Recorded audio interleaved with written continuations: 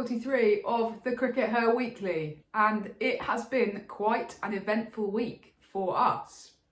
Back on Monday, which feels like quite a long time ago now, we attended Jon Lewis's what will become an infamous press conference. Legendary press conference. Of course, it was all done over Zoom. He was in Loughborough and there were various journalists scattered around the country. We were in our living room. Sid, what happened first of all in the Jon Lewis press conference? Well, as they do, the Sky news person got the first question. That's normal. That's because seniority. Order of seniority. Television comes before print. And he stands up and he says to Jon Lewis, "So, Jon Lewis, how do you feel about people who have said that you should consider your position?" And Jon Lewis replies, I wasn't aware that anyone had said I should consider my position." And so the Sky guy replies, "Well, Rafe Nicholson in The Guardian said that you should consider your position." So first of all, he mispronounced Raf's name. Yeah, but that was the worst bit. Obviously, everybody knew who he was talking about. So he basically picked Raf up to a great height and dropped her in it. And Raf had to spend the next 20 minutes of the press conference nervously waiting for her question. Oh dear. Not quite knowing how Jon Lewis was going to react to the fact that Rafe Nicholson had said that he should resign. Brilliant. It's one of the first things in my first lecture with my journalism students. I say to them, in journalism, you will make enemies. So sometimes it's going to be very awkward on a personal level. And this was one of those times. Shall we move on to what he actually said? Yeah, what did he actually say? We've given this some quite significant billing on social media, so I hope it's going to live up to the way that you hyped it up on Blue Sky. Shall we talk about what he said about the captaincy first of all and captaincy planning? Yeah, I mean, so this was right at the end, basically. Yeah. So right at the end, you asked him about the future of the England captaincy, and you asked him straight out if Natseva was going to continue as vice captain. Yeah. Well, what did he say? He said yes, she is going to continue as vice captain. And then, so I said, okay, and is she going to be the next England captain? And he basically said no. So I've got the quote here. He said, "There'll be a natural point where Heather feels I've done all I can to take this team as far as I can. Then at that point, whenever that is, we'll think about what options are available to us." And he did also say there's some work to do around developing the next group of leaders within this team, and we'll be making sure there's an oversupply of leaders when we get to that point. So he's kind of acknowledging that at the moment there aren't really any leaders in the team other than Heather. So he has sort of acknowledged the problem. On the other hand, his way of addressing it is to keep Natseva run as vice captain, and keep Heather as captain for as long as she wants to captain.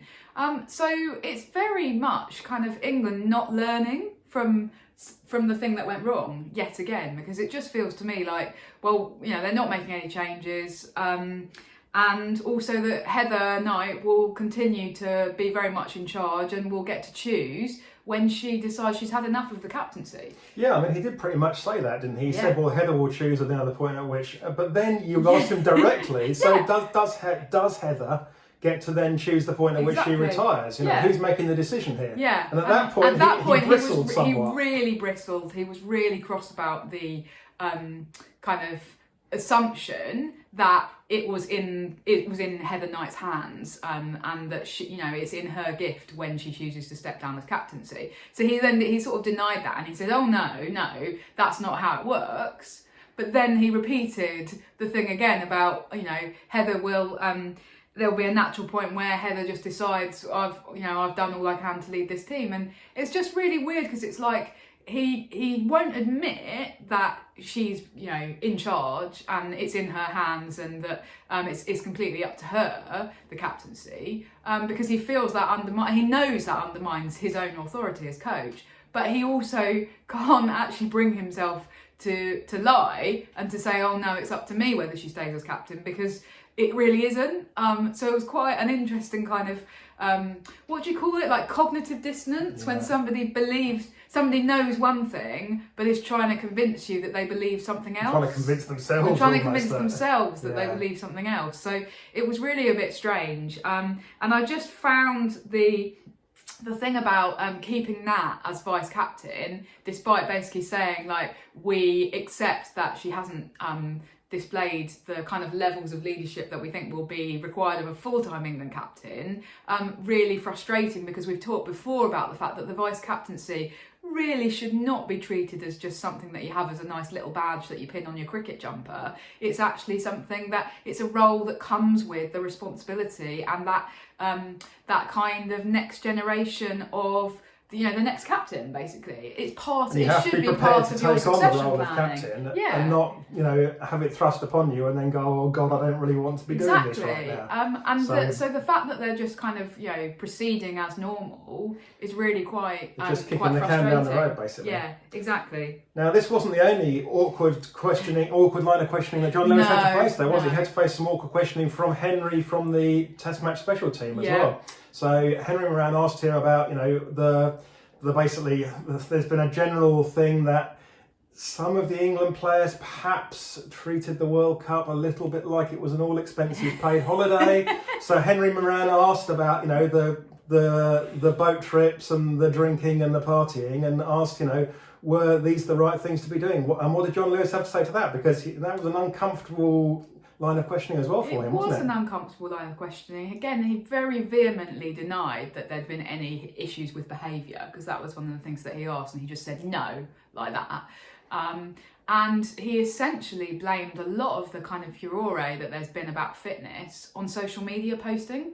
And so again, he said that unfortunately for the players, it's something they're going to have to think about and understand the consequence of the misconception of what they're doing and how people can misconceive a social media post. So his essential reaction to all this is to blame the players for having been too open with posting nice photos of them sunbathing on boats and drinking between matches in the World Cup. Now, he doesn't think that doing those things are a problem in and of themselves. He thinks the problem is the fact that the players are openly sharing that they're doing those things publicly. So that's an important differentiation that he made.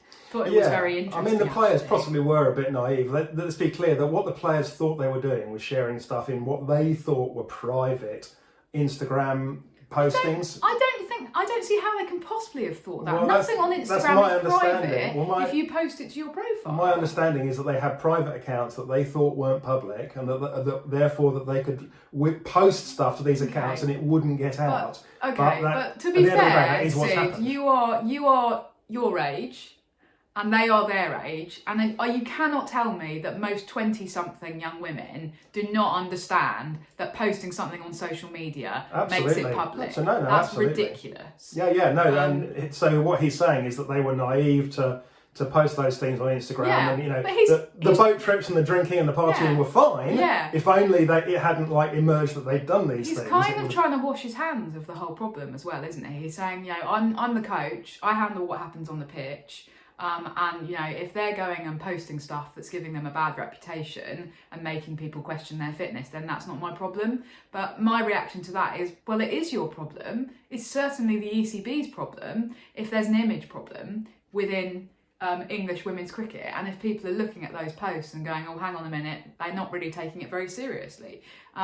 And there is going to be more scrutiny on them now because of the age that we're in. Have the ECB actually sat them down and explained that and said, look, we appreciate that you want to be doing what all of the other young people your age are doing, and posting on social media and posting about the great things that you're doing and the fun things that you're doing. But actually, as an international athlete, there's going to be a few more eyes on you, and there's going to be a few more critical eyes on you, so you just need to be a little bit more careful about what you're posting. Now, if that hasn't happened, then that's the ECB's problem. And if it has happened and the players haven't necessarily taken it in, I think that's also the ECB's problem to some extent. Yeah, and it's certainly the case that things have moved on, right? Because, we've come a long way. 4 years ago at the T20 World Cup in Australia, and I think enough time's passed now that we can talk a little bit about that. a team, not England, I should stress, a team went out the night before an important game, got horrendously drunk, all woke up the next morning with awful hangovers, played like they were playing with awful hangovers, lost an important game. Now, 4 years ago, you could get away with that, and you could get away under the covers. It because people weren't paying as much attention as they were, so you could go under the radar. And 4 years ago, the top players were earning, the equivalent of like 100,000 UK pounds a year, like 200,000 Australian dollars or what have you. We've come a long way. Now, top players are now earning the best part of £1 million a year. And with that, I'm afraid, is going to come a level of interest and scrutiny. And that level of interest and scrutiny is what's paying your salary, guys. You might think that ultimately you're being paid to, because you're good cricketers, but really you're being paid because people want to watch you, people are interested. I'd say $500,000 rather than $1 million. I think that might be, $1 million might be... No, I think the top players are touching $1 million a year. Okay, all right. £1 million UK pounds a year, the top players. So, I thought that Nat Sciver-Brunt was the best paid, and she'd earned 350,000. That was the figure that was being bandied around. That was the figure from the WPL. Once you add in all her other earnings from the 100, from her England contract. Now the England contracts, don't forget, have effectively been massively increased if you play every game because of the increase in match fees. So some of the players will be earning that much. Some of them won't be earning quite that much. Okay, but the point stands top players that are pushing it's trending upwards, and with that upward trend of pay comes an upward level of scrutiny. But this is everybody's problem. This is not just the players. This is the coach. This is all the staff and the ECB's issue, I think, to deal with. If that's what they think the problem is. But that is going to be the level of scrutiny you need to expect going forwards. And times have changed. They're going to have to get used to it. Yeah, it just felt like Jon Lewis was very much on the defensive, didn't it? And we have talked about this before, but I know you felt that he was maybe like a little bit underprepared for some of these quite difficult questions. Yeah, he didn't. I mean, the very fact that he didn't really seem aware that he was going to get a question about his future and whether he was the right person to take England forward does seem a bit like he was sort of winging the entire process.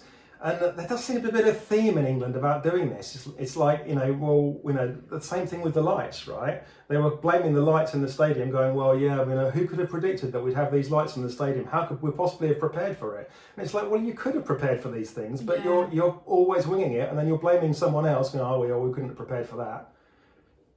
Anyway. Is he going to resign, Raf? Let's go back to the original question. Is he going to resign? No. As expected, it's an overall theme. It's continuity. It's not change. And I guess partly out of necessity because there's not very much time between now and the start of the South Africa series, but also just it does feel like a refusal to look at what the real problems are and kind of stare them in the face, and that is an issue. The way that he reacted to the idea that he might even have to consider his own position was quite telling in some ways. He was like, no, I wouldn't have thought, it wasn't fair enough if he doesn't read The Guardian, that's fine, like he might be more of a Daily Mail man, don't know.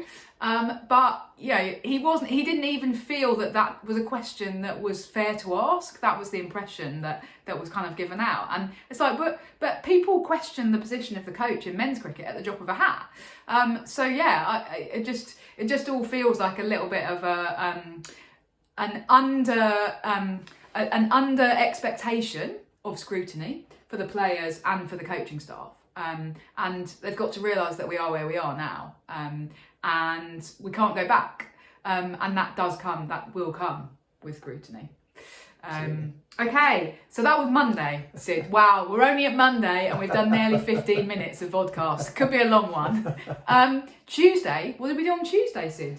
We went to Essex. Well, we didn't quite go to Essex. We went to somewhere that used to be Essex, because Essex used to be much bigger than it is now. Okay. So what used to be Essex and is now a part of London, Stratford, where the Olympic Games took place in 2012, to a lovely posh hotel, which was no doubt built for some of the dignitaries that were attending the Olympic Games. It was a nice hotel, and it was the official launch of the new Essex women's team. Yeah, very exciting.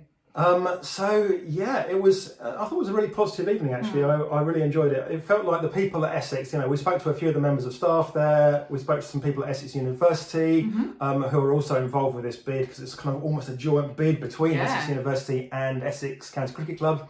And it felt like they're really excited, and they feel like they've been given an opportunity that they didn't expect. They certainly didn't take it for granted, and they look determined to seize it and to kind of do their best with it. And I think it's a really exciting proposition. I think that's, and I just want to say, I think that's a little bit in contrast, that kind of like modesty of like, well, yeah, we've been given this opportunity. It does contrast with the attitude of some of the other counties who are very much like, we have a God-given right to host a Tier 1 team, not naming any names. Yeah.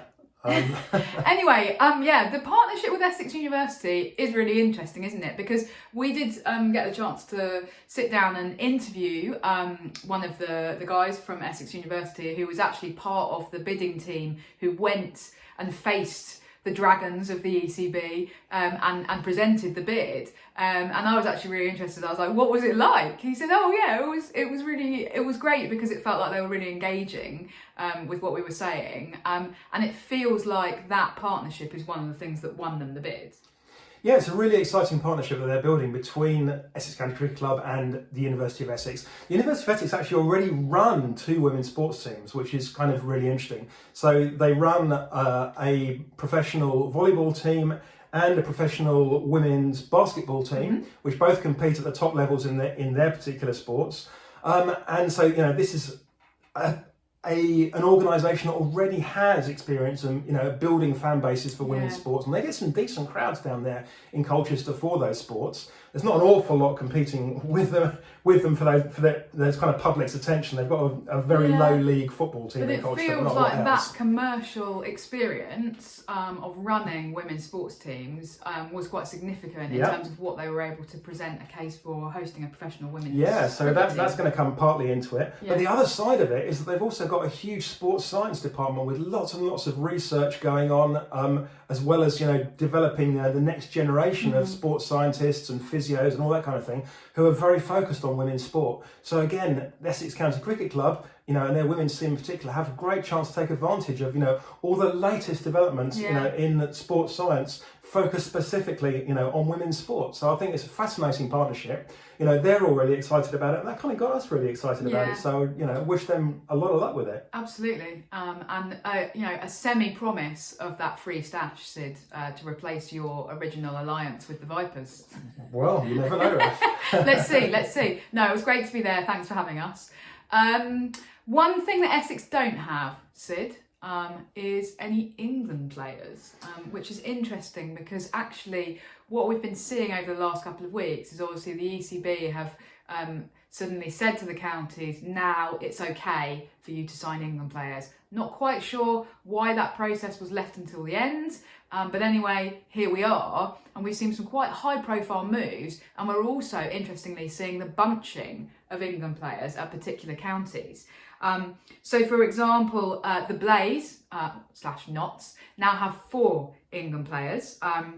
So as well as Nat Stiverbrunt, Sarah Glenn and Tammy Beaumont, they've also signed Amy Jones, who's moved from her traditional home of Warwickshire. Surrey... Amy Jones has been at Warwickshire since she was a little kid. Yeah, so that's a little bit of a surprise. Surrey have signed 3 England players. So we expected them very much to sign Alice Capsey, and it makes sense for Sophia Dunkley as well. But they've signed Danny White-Hodge from Hampshire. So that, again, another high-profile move. Really interesting to see that. Do you think that will matter, Sid? Well, that's going to be the big question, isn't it? How much will these players actually play? I mean, Alice Capsey in particular played 0 games last year for the Stars. Exactly. Nearly said sorry. Wow. So, how many is Danny White likely to play next year? I would really like the England players to play some of those games. Particularly, it feels really important if they can get the England players in the first few rounds, in terms of like getting spectators through the door. If Surrey can really say, you'll actually get to see Danny White play in the first couple of rounds of, county cricket next year, then that will be a huge positive in terms of persuading the fans to turn up for those critical first, because you need to develop momentum in those first few games. Yeah. But so on the other hand, from a playing perspective, if these players aren't going to play, and overall expect these players to play very few games. And it would be no surprise, if Amy Jones next year plays one game for Blaze, Danny Wyatt plays 1 or 2 games for Surrey. That's not going to be a shock to anybody, is it? Yeah, no, not at all. I just think it's really interesting that the ECB have now kind of abandoned any attempt to control this process, because in both the KSL era and the regional era, there was very much an attempt to try and spread the players out. And now they've just gone, no, it's a total free market. Now, we don't know if money has changed hands in these cases, because in theory, the England players are paid by their central contracts, right? There is also a salary cap overall for the counties, but has somebody like Danny Wyatt-Hodge been given some money to move to Surrey, or has she moved because she wants to be in London? We don't know. I would be amazed if there's no money involved. Okay. But as we say, we don't know that for certain. It's possible that some people have agreed to sign for no money. Yeah, I mean, it's just interesting, and the ECB have just decided it doesn't really matter. So maybe they are looking at it and going, well, the players won't really play very much county cricket. And of course, this is what happened in the men's game as well, and that's fine, but it doesn't necessarily mean that we should have to copy everything that happens in men's cricket, because again, there are lots of people saying it's not fair that Surrey men have loads of money and they can basically just do whatever the hell they like with it, and sign whoever they like. So yeah, it's a tricky one, isn't it? But I do think from a marketing perspective, it does put some of those counties like Surrey and Notts ahead of the pack a little bit. Yeah, on the other hand, I was speaking to people at Essex, and in some ways they consider it an advantage to have no England players, because they haven't got players that are going to come in and upset things. Yeah. After all, remember, it's worth bearing in mind, when an England player, comes back to county or to regionals as it was last year, they kick someone else out the side. Yeah. That person is not necessarily quite so happy about it. Yeah, super awkward. So the most high profile one I remember is the first final of the Rachel Hayhoe Flint Trophy final. And the first final of the Rachel Hayhoe Flint Trophy in Edgbaston in 2020, and with 24 hours notice, Lauren Winfield Hill got the opportunity to go out of the England bubble and go and play in the final. And I can't actually remember which player it was who was told with a few hours notice, I'm sorry, you're not playing in the biggest match of the season. But it's that in microcosm, isn't it? Yeah. So there are victims to this, and that's a difficult thing to manage if you're a coach. If you're the coach, you don't want to have to face that situation ideally, because you never want to have to face players that are upset because they've been left out, especially if they feel, well, this person's just going to come back for one game and I get left out. And then having said that, Sid, you're totally going against yourself there, because you really, really want Grace Scrivens to get an England call up. So you've got some divided loyalties there going on, I'm afraid. Essex have undoubtedly got a problem at some point. At some point. Okay, now finally, we've done Monday and Tuesday. Let's skip ahead to today, to Sunday, because there's been a big development in WBBL, hasn't there? So reigning champions, the Strikers, actually got knocked out this morning. They weren't playing this morning, but they got knocked out because there are now 4 teams that are guaranteed to finish with more than 8 points. The Strikers, the best they can do now is 8 points. It's bye-bye to the Strikers and bye-bye to the three-peat.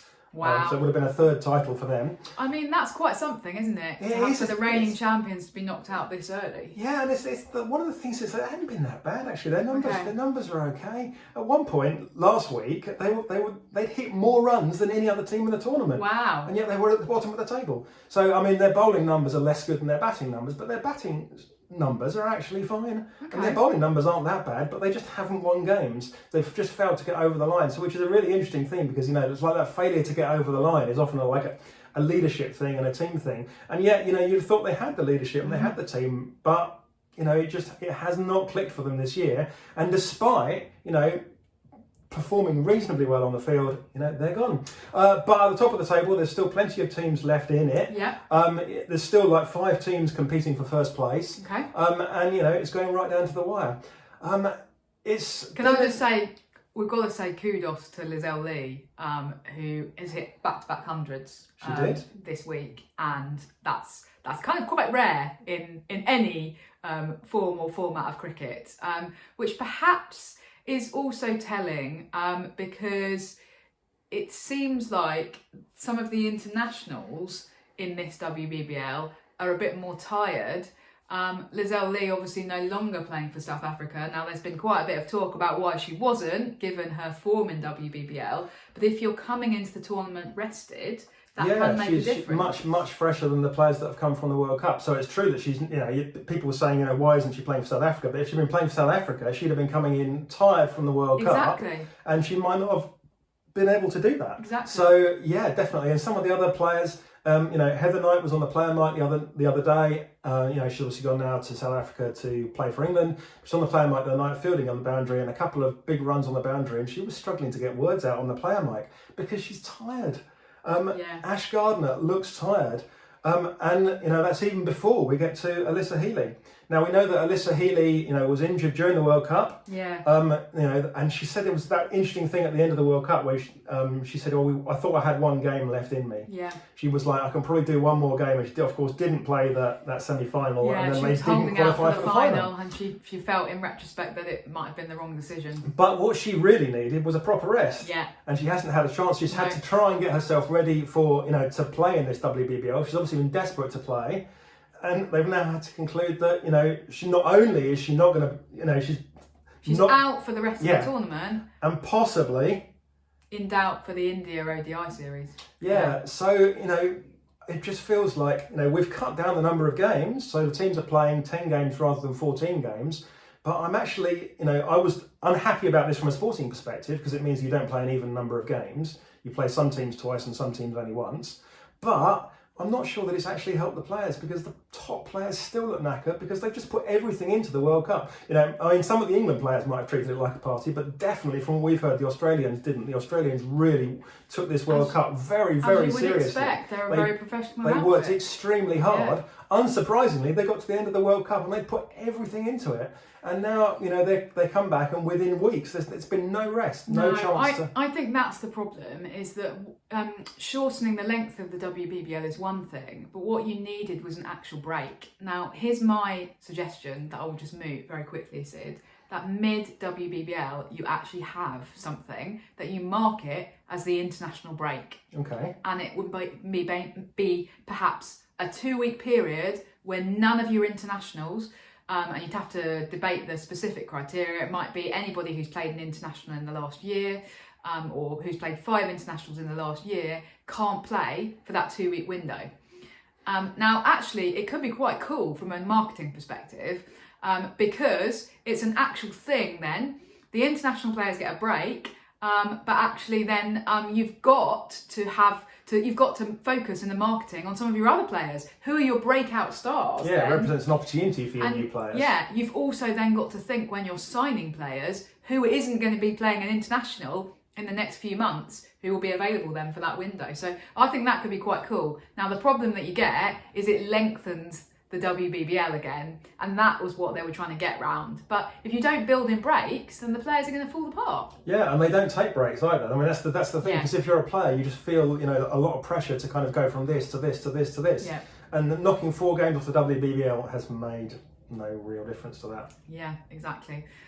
Just want to wrap up quickly by saying massive kudos to Cricket Australia and the Australian government because it was announced this week that an Afghanistan women's cricket team is going to play their first game since they were forced to flee Afghanistan. So this group of refugee Afghanistan women cricketers who've been asking the ICC for support, who are now based in Australia, who have had no success in getting the ICC on board, have managed to get Cricket Australia behind them. So they're going to play a T20 match at the MCG against a Cricket Without Borders 11. And that's going to take place on the opening day of the day-night Women's Ashes Test at the MCG. So really cool. Some people might have said like it's a little bit of a publicity stunt, but actually I think it's great because it seems to me that it's Cricket Australia kind of sticking a finger up at the ICC and going, you know what, we don't care what your approach is, we think it's really important to support these women, so well done. And sometimes, Raf, publicity stunts matter, Go back to the 1968 Olympics. What's the enduring image of the 1968 Olympics? Yeah. It's Tommy Smith and John Carlos with the Black Power salute, you know, that image will live on long after, you know, everybody's forgotten everything else that happened at the 1968 Olympics. Yeah. So sometimes, you know, so actually having an Afghanistan women's cricket team playing a match at the MCG with hopefully a bit of press coverage, that's a really powerful statement to send. So yeah, just think that's a really good thing. look forward to it. Cool. Okay. Thanks everyone for tuning in, and we'll see you next week. Bye.